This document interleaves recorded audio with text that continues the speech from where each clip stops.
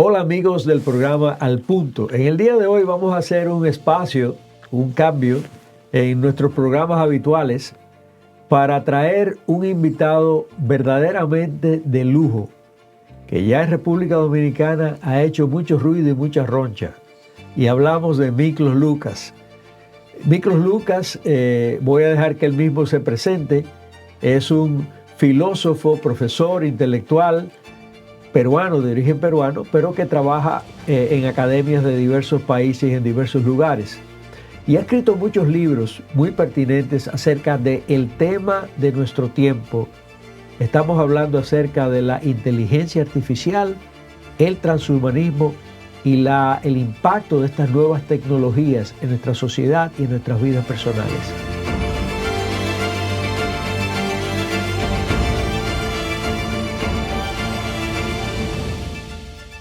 Al Punto con Tony Flaquer.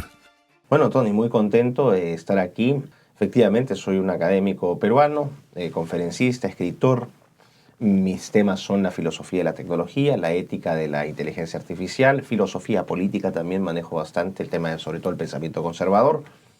Y bueno, en los últimos 5 o 6 años me he dedicado a la divulgación fuera de las aulas, pero ya más en plazas, no solamente fuera de la academia, fuera del Perú, en muchos países y ahora por primera vez aquí en República Dominicana.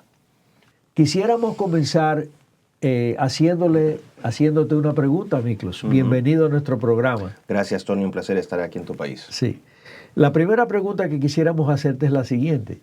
Vamos a hablar hoy acerca de inteligencia artificial, de transhumanismo y de otras cosas, pero creo que es importante definir estos términos para que si hay alguna persona que nos esté escuchando pueda entender mejor de qué estamos hablando. Así que me gustaría que tú explicaras algo de qué es lo que es inteligencia artificial, que es el diálogo del tiempo. Ayer estuve viendo 3 programas de televisión en Estados Unidos, CNN, Fox y qué sé yo qué cosa, y los 3 estaban tocando el tema de inteligencia artificial. ¿Qué es eso? La inteligencia artificial es un conjunto de tecnologías.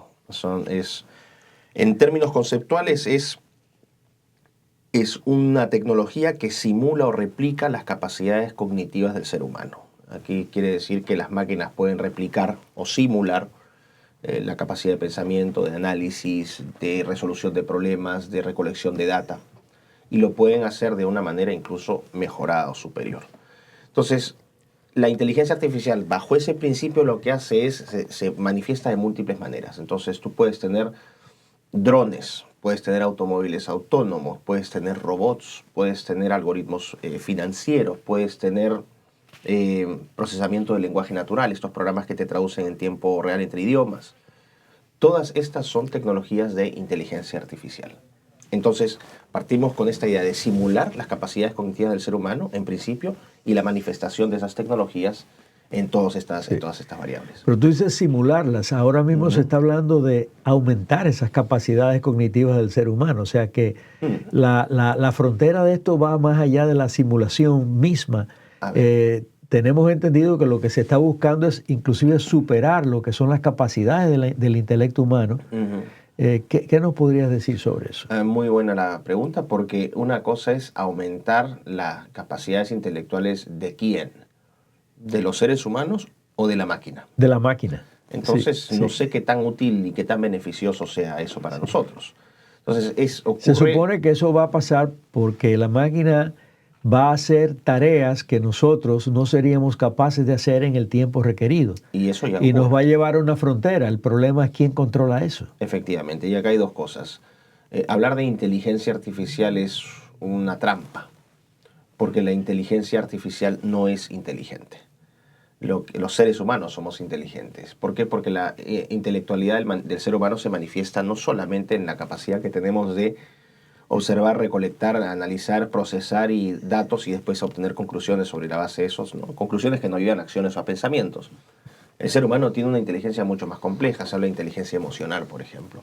Inteligencia musical, inteligencia, interpersonal, inteligencia natural.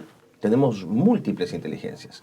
El algoritmo tiene un solo tipo de inteligencia, que es en realidad una capacidad de procesar grandes volúmenes de data y hacer sentido de esos grandes volúmenes de data tomando decisiones. Pero eso no es pensar. Eso es simular una pequeña fracción de lo que es la complejidad de la intelectualidad del ser humano. Una pregunta. He oído hablar acerca de que la meta, no sé si eso es cierto o no, porque no soy un experto, pero que la meta de la inteligencia artificial es poder llegar a que la inteligencia tenga una conciencia propia. Y me parece un poco contradictorio porque conciencia estamos hablando de un ser humano, no de una máquina. ¿Tú podrías explicar cuál es tu entendimiento de eso? Este planteamiento es un planteamiento formal dentro del movimiento transhumanista. Es un movimiento que busca mejorar al ser humano. Esto es un oxímoron, busca mejorarlo, ¿no?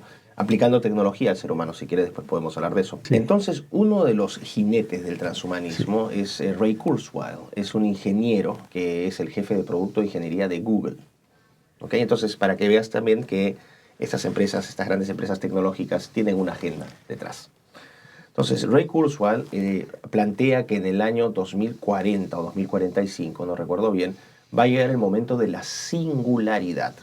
Este concepto no lo inventa Kurzweil, es creado, ¿no?, hace unas 3 décadas antes, pero ¿qué es lo que dice Kurzweil? En este momento, la inteligencia artificial, va a haber una explosión de inteligencia artificial. El desarrollo de los algoritmos va a ser de tal magnitud que los algoritmos van a entrar en un proceso de autoconciencia, van a ser conscientes de su propia existencia. Y en ese momento, dice Kurzweil, es un momento de quiebre en la historia de la humanidad, porque con ese reconocimiento, con esa conciencia de su propia existencia, por primera vez en la historia tendríamos seres o criaturas o entes que son superiores al ser humano en este planeta. Y eso plantea un dilema existencial, porque sería obviamente como plantear el mismo paralelismo de que vienen alienígenas al planeta Tierra. ¿Qué pueden hacer con nosotros? Si los algoritmos, si la inteligencia artificial es autoconsciente, ¿no?, es consciente de su propia existencia, va a determinar si nosotros somos convenientes o no para esa existencia. Y la respuesta, ya la adelanto, sería no, no somos convenientes, porque los criterios bajo los cuales los algoritmos son programados para esta inteligencia artificial no son algoritmos orientados al amor, a la solidaridad, a la compasión. O sea, la parte ética de los algoritmos no coincide con lo que han sido los valores fundacionales de Occidente. Tan sencillo como esto. Sí. Estos algoritmos son programados para ser eficientes, productivos, útiles. Pero ahí no, en esa categoría de utilidad, no es una utilidad necesariamente espiritual, es una utilidad material. Y ese es el problema. Bajo criterios utilitaristas, que es el criterio de estos algoritmos, tú estás dejando de lado al ser humano, y la gran pregunta es, ¿qué lugar ocupa el ser humano en este nuevo mundo que se está creando, altamente tecnologizado? Ahora, si tú me hablas de que una máquina puede llegar a tener conciencia propia, yo no creo eso. Sí.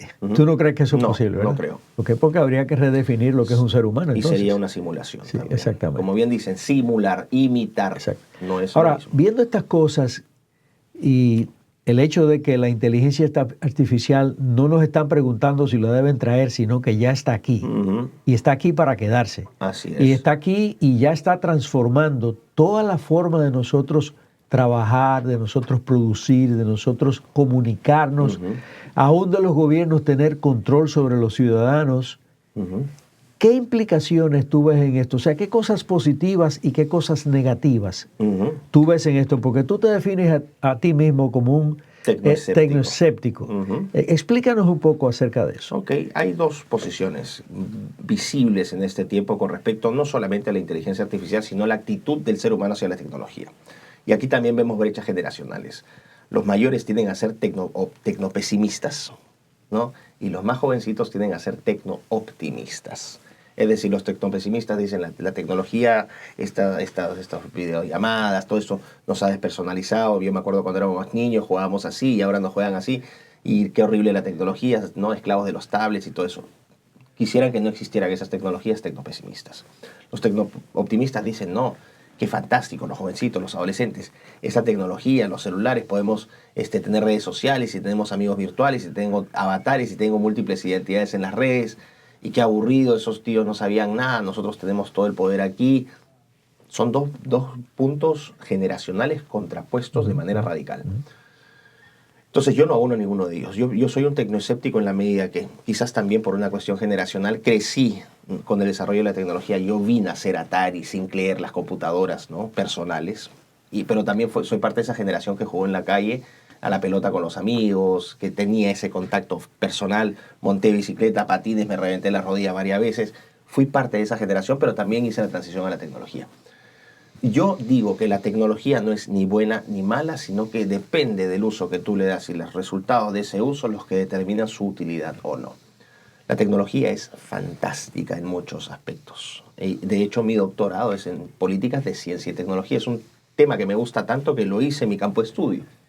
Pero ¿por qué es bueno reconocer que la tecnología tiene aspectos positivos?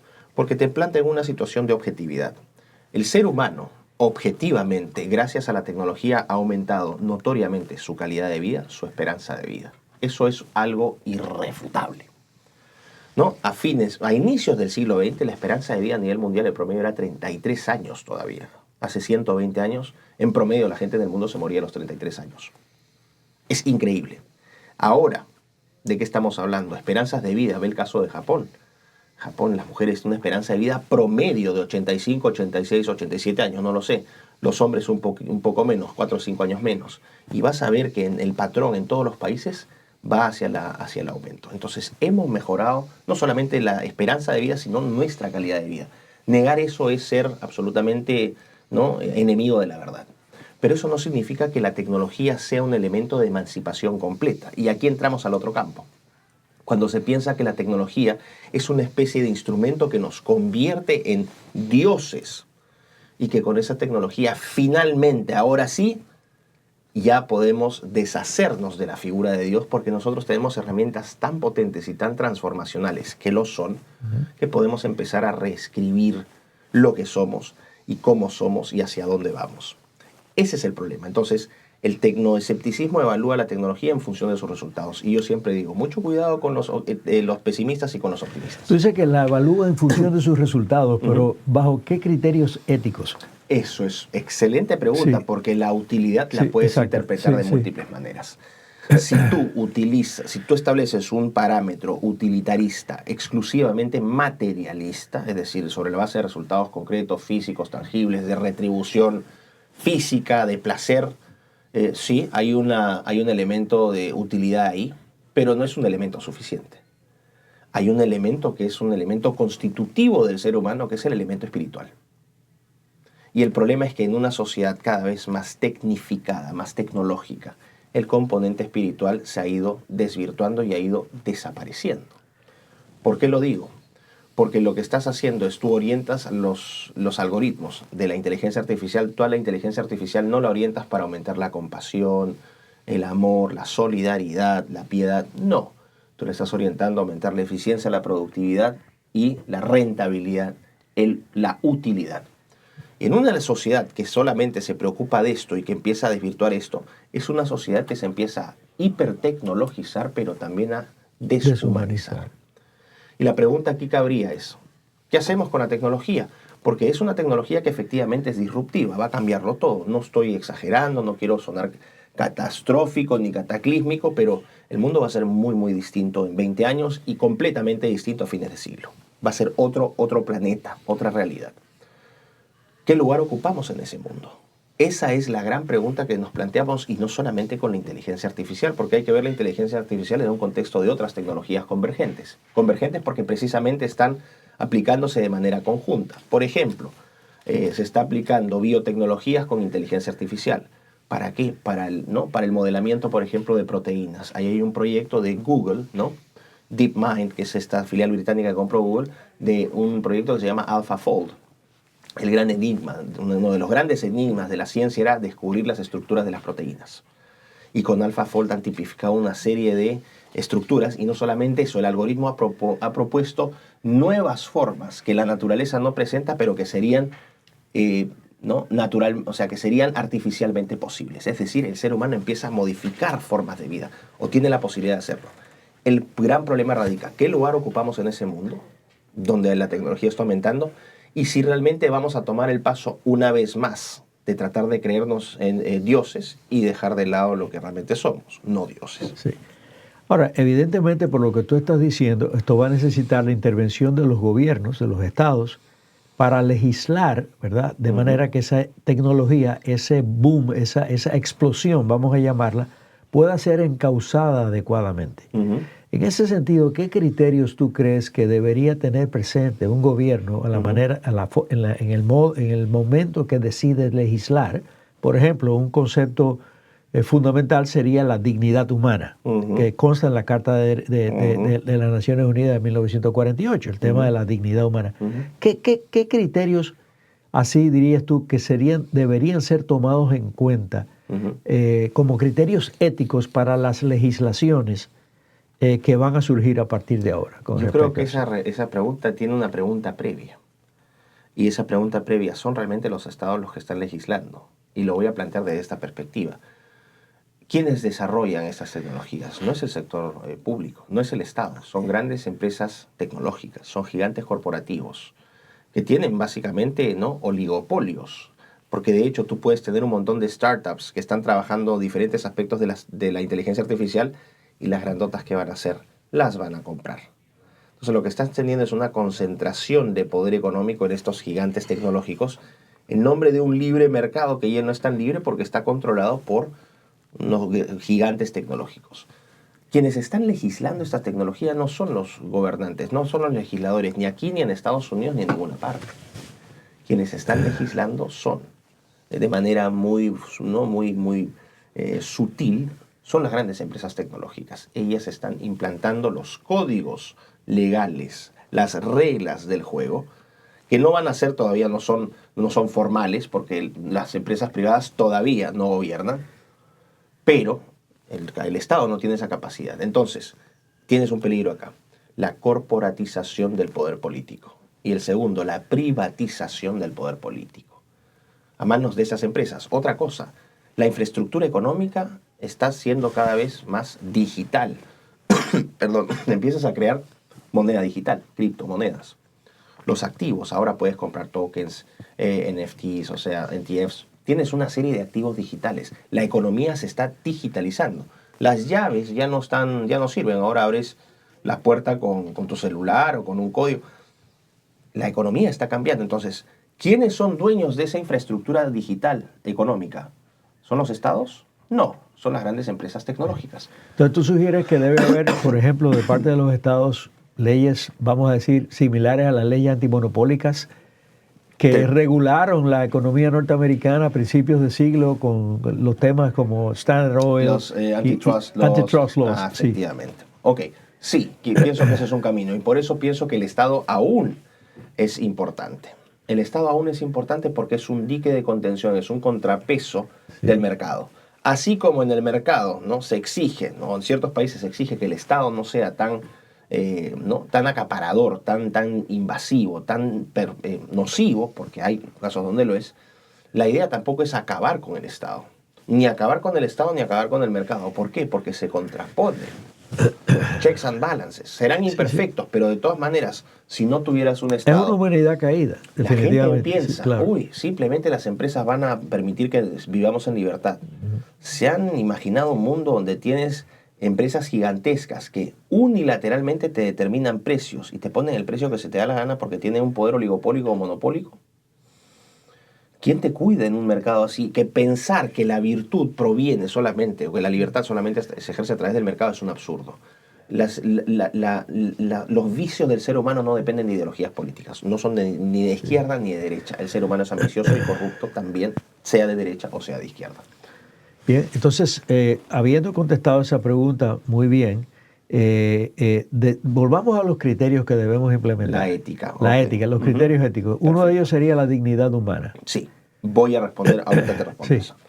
La dignidad humana, o sea, el concepto de persona, resaltar el concepto de persona en una sociedad cada vez más tecnológica. Esto creo que es importante.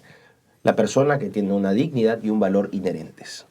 Ese concepto también está siendo atacado. ¿Por qué? Porque estás dándole ahora categoría de persona no humana a los animales, o estás hablando de seres sintientes. Entonces, claro, nosotros estamos resaltando el concepto de persona, pero claro, lo estás diluyendo porque estás elevando a los animales, estás elevando a los insectos, estás elevando a las plantas, que son seres sintientes, al mismo estatus moral.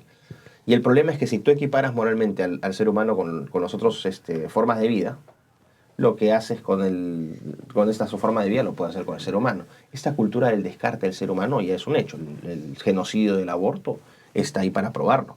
¿Cómo llegamos a este punto? Porque cosificamos al ser humano. Entonces, dignidad de la persona clave. ¿Qué lugar va a ocupar el ser humano en una sociedad tecnológica? Esa es la principal responsabilidad de los legisladores. Y eso tiene que ser consagrado y protegido en la Constitución.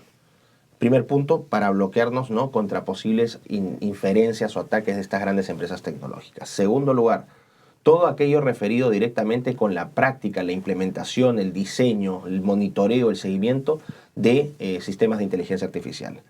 Y aquí vamos al tema de los datos. Privacidad de los datos. Que no sean invasivos, que usen esa data para coercionarte o amenazarte, porque básicamente van a saber todo de ti. El hecho de que no tengas sesgos de información o sesgos de data, que ya los tienes. Vean las páginas en Internet. La mayor parte de la información, por ejemplo, con respecto a la agenda LGBT es favorable, siendo que la inmensa mayoría de personas rechaza eso. Pero en la Internet la información que está es mayoritariamente pro-LGBT. Entonces tú le consultas al agente de inteligencia artificial, le consultas a ChatGPT, no sé, la homosexualidad es disforia de género, son gente normal, y te van a decir, sí, son gente normal y no es disforia de género, no es una patología. Y tú dices, bueno, perdón, pero esto no es lo que piensa la inmensa mayoría de gente, y esto no es lo que pensaba la ciencia hace 10, 15 años, cuando llegaron con grandes cerros de dinero. O sea, hay una narrativa incluida en el sistema operativo. Exactamente, transparencia y explicabilidad, saber cómo los algoritmos toman decisiones, eso es clave, ¿no? Y el impacto que va a tener los algoritmos. Ahora, tú le estás pidiendo, como dicen, ¿verdad? Algo al Estado, que el Estado, todos los estados casi están tratando de hacer, y es de poder invadir la privacidad de la información de los ciudadanos. Ya eso ha pasado en China, por ejemplo, la invasión de la privacidad, no sé qué otro país, aparte de China, también. En Vietnam también. O sea, hay una absoluta invasión de el individuo donde ya esa persona no tiene una intimidad propia, no tiene una privacidad. Se le ha robado su espacio de privacidad. Y otros estados que lo han visto, incluyendo quizás los mismos Estados Unidos con el tema de seguridad nacional, cuando aquel famoso ataca a las torres, y otros estados que quieren copiar lo mismo, porque el Estado dice, bueno, es que son por razones de seguridad, no podemos manejar 300 millones, 400 millones de habitantes solamente con policías y con vigilancia de otro tipo que no sea este tipo de vigilancia, que va a ser para el beneficio social. ¿Cómo tú detienes eso? Si le estás pidiendo al Estado que lo que quiere hacer no lo haga. A ver, y aquí vamos a entrar a un tema que quizás estoy seguro que mucha gente no lo ha pensado. Ok, los políticos piden esto, ¿no? Los políticos desde el Estado. La pregunta del millón es, ¿los políticos desde el Estado utilizan infraestructura estatal para recolectar esta información y almacenarla? ¿O recurren a infraestructura tecnológica privada?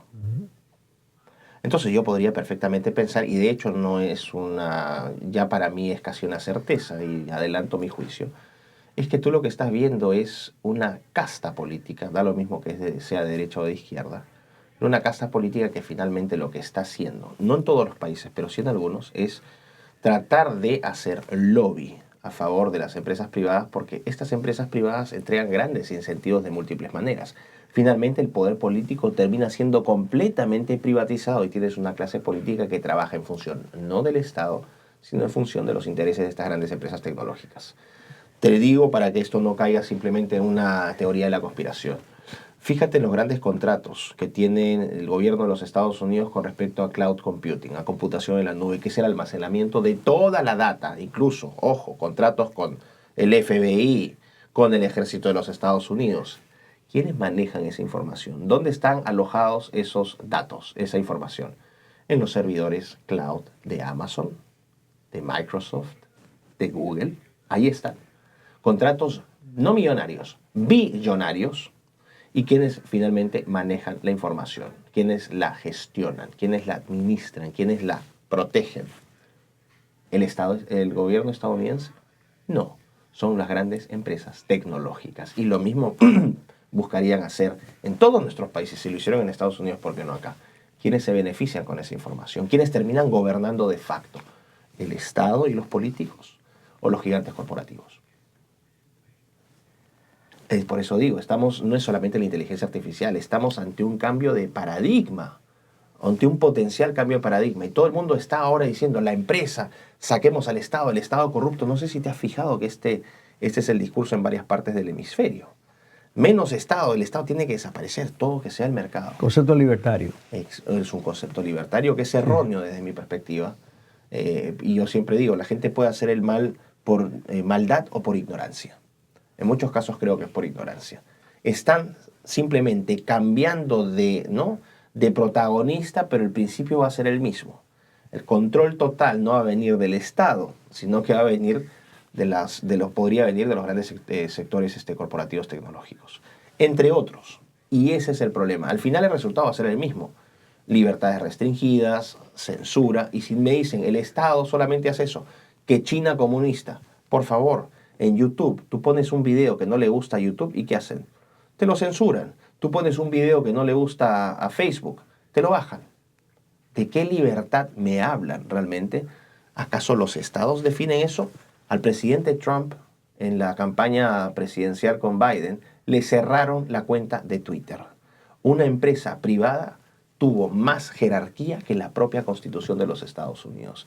Esa fue una muestra de poder, una flexión de músculo de los Big Tech, de decir, los que gobernamos realmente somos nosotros. Por eso digo, entiendes que no es un tema de cómo legislan los parlamentarios. Si son países que yo siento acá en Dominicana que todavía no han caído fuerte en eso y tienen la capacidad todavía de defenderse, que lo hagan.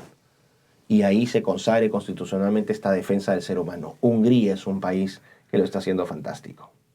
También, bueno, aprendamos del ejemplo de los húngaros. Sí. Hay un tema que no me gustaría dejar de lado, y es el tema del transhumanismo.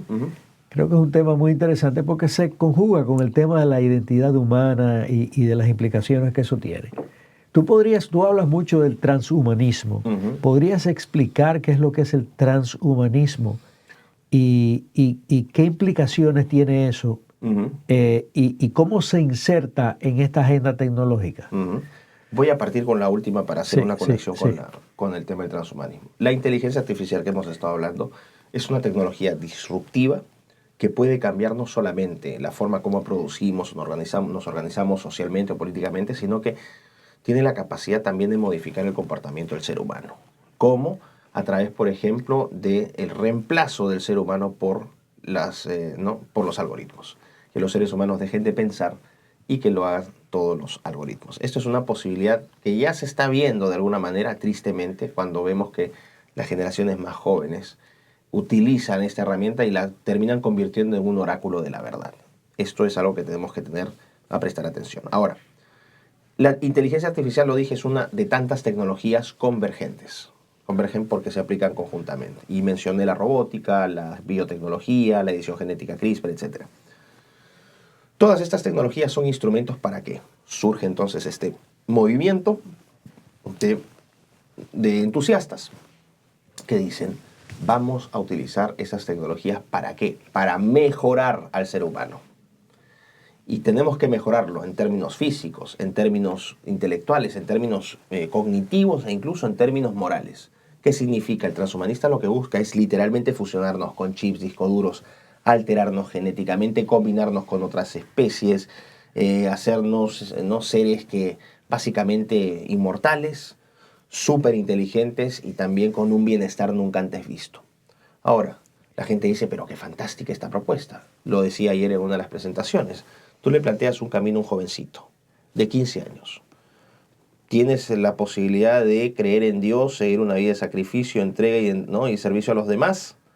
Y el premio que vas a tener no está en esta vida, está en el más allá, en la vida eterna. O puedes, por otro lado, convertirte en Iron Man, ser un héroe reconocido, tener 2 millones de seguidores en las redes sociales, tener todas las mujeres que quieras o todos los hombres que quieras, da lo mismo según tu orientación sexual, porque hasta eso da lo mismo. Pero básicamente los frutos de tu esfuerzo, de tu dedicación, los vas a vivir de manera terrenal. Y la lógica es, mientras menos esfuerzo, más retribución. ¿A qué lado vas? Yo prefiero, si soy un adolescente y no he sido guiado en casa propiamente, yo prefiero ser Iron Man que seguir el camino de servicio a Dios. Por eso es que tienes una juventud y una adolescencia tan desafectadas de la religión. Y por eso es que cada vez que escuchan algo de Dios o la palabra de Dios, es como que hay una repulsión casi natural, o sea, casi inmediata, no natural, completamente artificial, completamente diseñada por ingeniería social, para que esas generaciones reaccionen con rechazo inmediato. El punto aquí es, tú realmente puedes tener una vida feliz y libre, ¿no? Eligiendo el camino del Iron Man. Lo que está pasando es que el transhumanismo te ofrece eso. Inmortalidad, superinteligencia y superbienestar. Esa es una oferta muy tentadora. Pero la pregunta aquí del millón sería, ¿qué está pasando con esa dimensión espiritual que los jovencitos no sienten? Porque lo que hacen es explotar su falta de experiencia en la vida. Ellos se van a dar cuenta después de unos años, cuando estén solteros o solteras, con 3 gatos que les dijeron que era su familia, ¿no? O cuando después de haberse hecho 200 terapias de hormonización para mantener un sexo que no era su sexo natural, empiezan a desarrollar cáncer, malformaciones, o se mueren, o tienen unas depresiones tan fuertes después de la operación, porque como ya transicionaron y ya pagaron al sistema, el sistema se olvida de ellos completamente, terminan suicidándose. El problema es que el paso de los años, cuando ya la experiencia se aquilata y se dan cuenta que esos discursos en realidad carecían de esta parte emocional, el costo que terminas teniendo es ese. ¿Qué está pasando? Esto es un fenómeno increíble. A nivel global, la generación de los millennials, que fue la peor, vamos a decir, ¿no? Los millennials, sobre todo los millennials tardíos, los millennials más tempranos, los iniciales, muchos de ellos están migrando hacia la fe. Y estás teniendo miembros de la generación Z, que es la última, que han visto los excesos de la generación millennial. A los deconstruidos, a los que gritaban por tonterías, a los que se pintaban el pelo, se implantaban titanio acá en la cabeza, a los trans no sé cuántos, a todos estos han visto los excesos de estas políticas progresistas, que esconden también una ideología transhumanista porque redefinen el cuerpo, el concepto de ser humano. Lo que han visto es basta de tanta locura. Y como no han tenido un compás moral, porque lo que han hecho es básicamente quitarles toda base de identidad, porque el transhumanismo es eso, es quitarte la identidad humana, pero de raíz. Pero hay pretranshumanismos, la agenda LGBT es pretranshumanista. Tú no eres hombre o mujer o heterosexual, tú puedes ser cisgénero. O sea, que es un problema de identidad en varios casos. Pero es esencial. O sea, se repite con esa agenda primeramente, así luego el transhumanismo y quizás en el metaverso. El metaverso, claro, podría ser ahí lo que estarías hablando en un principio también de la identidad, pero en el metaverso, que es una construcción teórica todavía, tú en el metaverso puedes tener múltiples identidades. O sea, yo puedo ser yo acá, y en el metaverso podría ser Miklos 2, con un avatar igual que yo, o podría ser Doti 44 y soy un punto negro, pero también podría ser Priscila 48, entonces soy una mujer, puedo ser un animalito, y todas esas identidades que yo voy construyendo son identidades paralelas. Mi alter ego en realidad no es tan alter porque está modificado. El principio es el mismo. El punto es el siguiente. ¿Cómo hacemos entonces para preservar esa identidad humana, que es la amenaza principal del transhumanismo? Les quitas la historia, les quitas la fe, les quitas todos los parámetros, cualquier parámetro que puedan tener para guiarse, y quedaste así. Y por eso es que están regresando a la fe, porque la fe les da parámetros, les da un compás moral.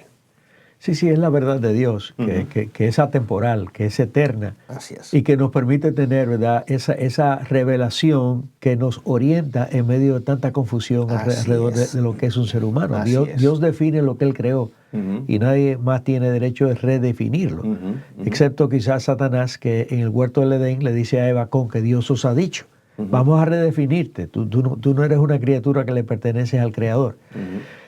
En ese sentido, yo creo que una de las tareas importantes es reproducir esas verdades de Dios para que, no solamente para que esta generación encuentre salvación de sus almas, sino para que también puedan enfrentarse a un mundo tan confuso y tan complejo como el que tenemos en este momento. A nosotros nos gustaría hacer una ronda relámpago de preguntas y respuestas y que tú me digas sí o no en una frase. Ok. ¿Ok? La pregunta primera es, ¿la inteligencia artificial puede ser persona en un sentido moral? ¿Podrías llegar a tener autoconciencia? No, Segunda pregunta, ¿prohibirías la edición genética heredable? en estos momentos de la historia sí. Tercera pregunta, ¿ves inevitable la identidad digital obligatoria? Sí, Cuarta pregunta, ¿la escuela debería exigir ayuno digital semanal? sí. Quinta pregunta, ¿el metaverso tendrá impacto masivo en la educación en 5 años? No, porque el metaverso no va a estar listo en 5 años. 6. ¿La reproducción totalmente artificial será socialmente aceptada antes del 2040? No, Séptimo, ¿es legítimo usar la inteligencia artificial para la selección de personal? sí. Octava pregunta, ¿un chip cerebral voluntario puede ser ético alguna vez? ¿Voluntario? No, ni voluntario ni involuntario. Noveno, ¿legalizarías la compraventa de datos biométricos? Jamás. Número 10, ¿hay progreso sin límites morales? No, imposible. Onceava, solo puedes llevar un libro en retiro de 1 año en una isla. ¿Cuál libro llevarías? Probablemente porque estoy en esta etapa de búsqueda de la Biblia. La Biblia. Sí. Un pensador contemporáneo con quien más dialogas, ¿para disentir o coincidir? Son dos. Con los que estoy de acuerdo son Roger Scruton, que ya falleció, y John Gray, con quien no estoy siempre de acuerdo, pero que es un gran intelectual. Y finalmente, la palabra del año para entender nuestra época. Humanidad. Humanidad. Excelente. Bien, yo te agradezco tu comparecencia. Ha sido una entrevista excelente. Gracias por haber compartido con nosotros todos estos conocimientos. Me gustaría que tú al final, al público que nos va a ver, hicieras algún tipo de exhortación a ese público de qué tú recomiendas que cada quien a nivel personal puede hacer. Y quizás una recomendación a nivel global, a nivel gubernamental o lo que sea. Voy a ir a algo muy sencillo, Sí. porque estas preguntas de prescripción son difíciles. Sí. Simplemente irme a lo más elemental, ¿no? Más allá de los cargos que ocupamos, las funciones que tenemos, el rol que cumplimos en una familia, en una sociedad. Yo creo que debemos, y lo digo y lo practico, porque no solamente es discurso, sino también lo pongo yo en práctica, es querer mucho a quienes son importantes para nosotros. Creo que eso es lo esencial. Es el concepto de familia. A nuestra familia, a nuestros amigos, a la gente de nuestras comunidades, abrazar mucho a nuestros hijos, decirles cuánto los queremos, ser disciplinados también con ellos. Es una forma de amor difícil, pero ¿no? Si no enseñas tú a tu hijo, el mundo le va a enseñar y no va a ser tan gentil. Decirle cuánto quieres mucho a tus padres, a tu esposa, pasar tiempo juntos. Parece absurdo, pero estas cosas quizás son humanas. En un tiempo más pasen a ser lujos. Sí. Y eso sería terrible. Sí. Entonces aprovechen mientras lo tengan. Muy bien. Miklos, no sé si quieres añadir algo más. No, Tony, bueno, simplemente darte las gracias por Acción Cristiana, que se fajó para traerme acá a Dominicana. Creo que hemos tenido un gran impacto, estoy muy contento por eso. Y bueno, estoy convencido de que no va a ser la última vez que vengo a este país. Definitivamente. Este es el tema de nuestro tiempo. Exacto. Tú lo has tratado realmente de una manera magistral. Agradecemos lo que ya hemos visto, el impacto que ha tenido en nuestro país y las entrevistas que se han hecho. Así es que te damos las gracias y esperamos verte pronto en el país y por aquí también. Muchísimas gracias, Miklos. Muchas gracias, Tony.